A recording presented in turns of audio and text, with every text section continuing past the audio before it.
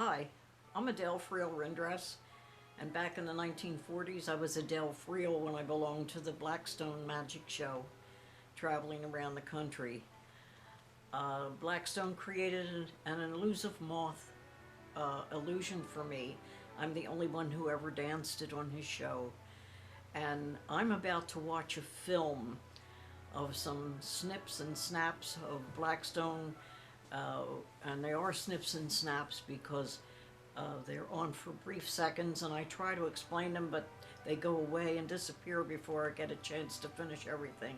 But I want you to know that I'm going to be watching a film, and you can watch it with me. And in the film, we'll have just a little bit scenes, just a few seconds of me as the elusive moth, which was the illusion that he created for me in 1948. And I was with the show from October 6, 1947 until April 1st, 1950. And in 48 is when he did the elusive moth. I'm going to describe what I see. And some things are too fast and I don't get to finish what everything is happening there. But I hope you enjoy it, and I'm excited about it because I didn't really realize that it was on film. But here for you. Enjoy. Love ya. This is the Enchanted Garden. Blackstone is doing this. This is a couple of years before I joined the show, so I don't know the players. But this is, they're dressed in colonial costumes, and when I was with the show, I wore a large wig for colonial. And the curtain in the background is huge, and it's silver. And we carried that with our show. And this was, and many tricks were performed in front of the curtain, and lots after the curtain opened. And the assistant's picking up all the roses that Blackstone dropped on the floor there. He just got a handkerchief from a gentleman where he asked, "May I please have a clean handkerchief?"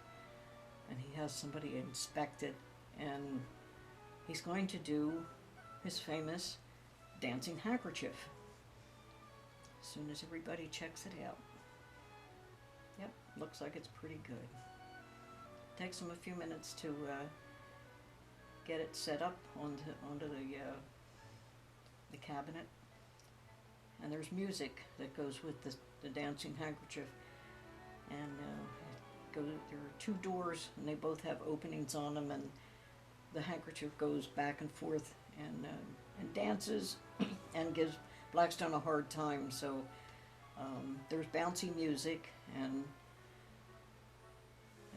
there he is. He has the handkerchief that's going to do some dancing for him. And it follows his snapping of the fingers.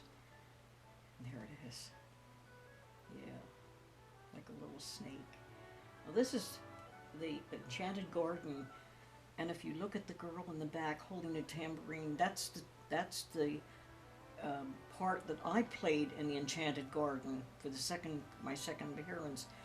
And boom, I'm the rose bush. And since I'm the rose bush, I can't move, and I'd ever see anything at the end of the show of the Enchanted Garden. And when this tower goes down over her, the other girl, it becomes the flowering tree. And Blackstone has flowers, all feathered flowers, and they have darts in them, and he throws them along the footlights almost.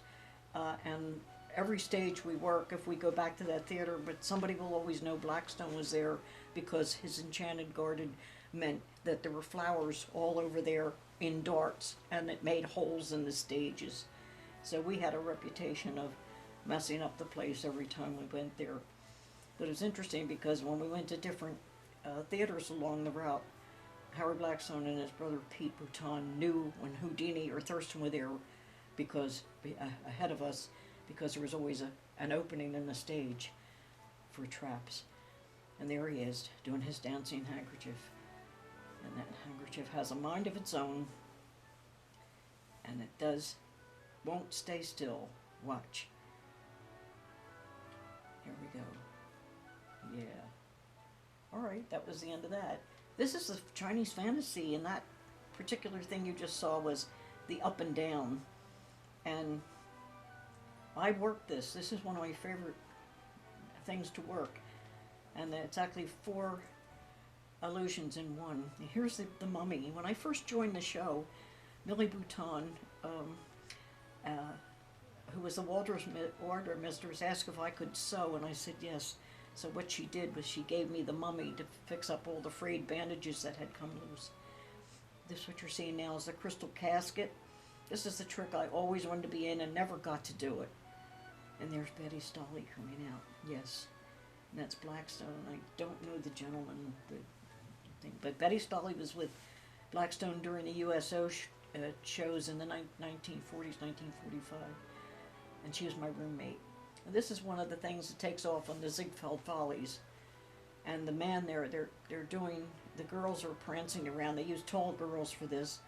And they prance around trying to take the man from the audience, take his attention off what Blackstone's really doing. And this is the next nest of boxes. And Blackstone will open it up and pull the boxes out. There I am.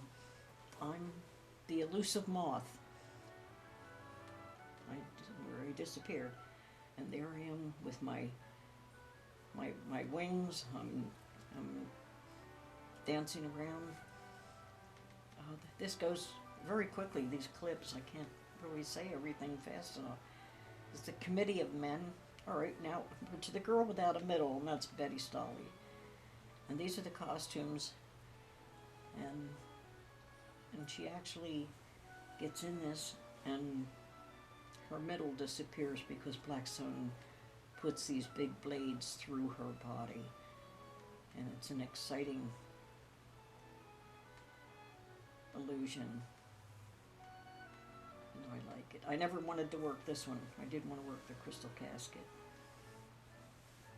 And the other girls are wearing sequin costumes, silver. This is the drum that can't be beat. I worked it a couple of times because I was the stand-in, and I loved it.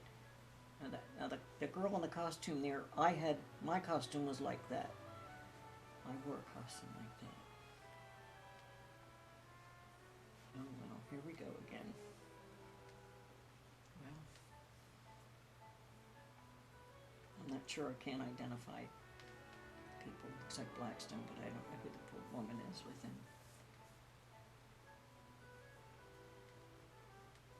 I wish the clips were a little longer so I could tell you about the costumes and what really happened in the illusions. But that's the way it went back in those years. And some of these films probably are pirated because they were not given permission to do these films from the audience. And the only ways anybody was allowed to do that was to come backstage. We had to have permission from Mr. Blackstone and some of the people who were in charge of the show.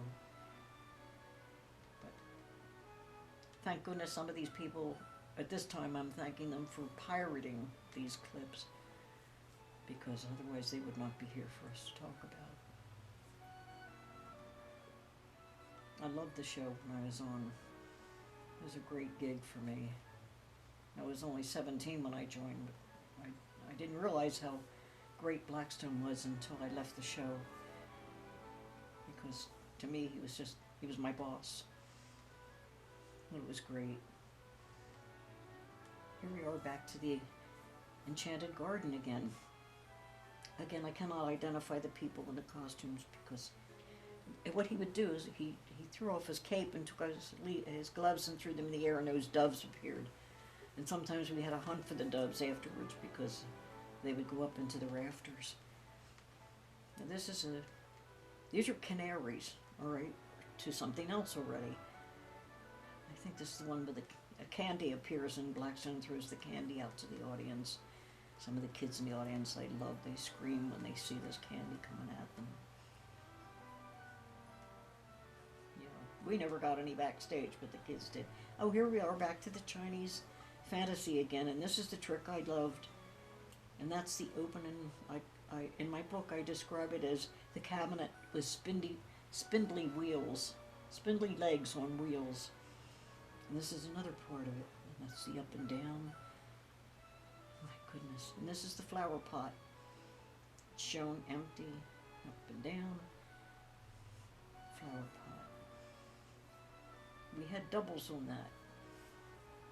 And I loved it. But part I really loved on the Chinese Fantasy when I appeared on a trapeze 20 feet above the stage. That was wonderful.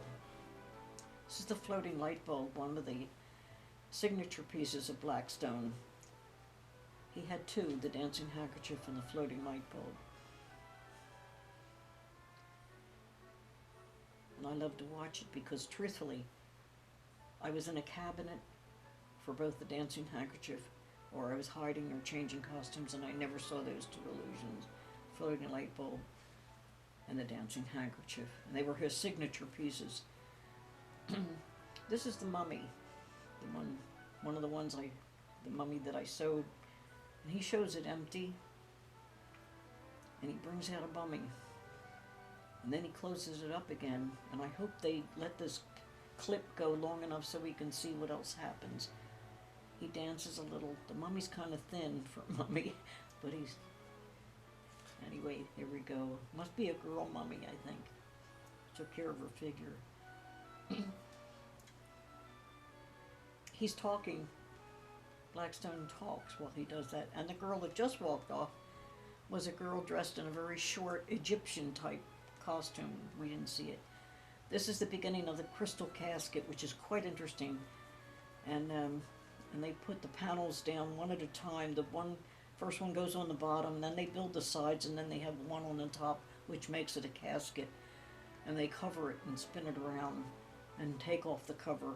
And there's a girl with a beautiful sequin outfit on, has appeared in the crystal casket.